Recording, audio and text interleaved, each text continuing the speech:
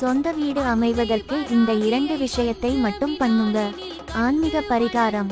சொந்த வீடு கனவு நிறைய வேற என்பதற்காக எத்தனையோ கோவிலுக்கு சென்று எத்தனையோ பூஜை வழிபாடு என செய்தும் ஒன்றும் நடக்கவில்லை என்பவர்கள் வீட்டிலேயே இந்த எளிய பரிகாரத்தை செய்து வந்தால் நல்ல பலன் கிடைக்கும்.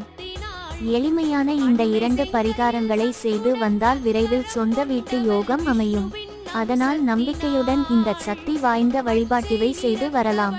எவ்வளவு தான் சொத்து பணம் இருந்தாலும் நமக்கென்று ஒரு வீடு இல்லை என்றால் அது மனக்குறையாகவே இருக்கும்.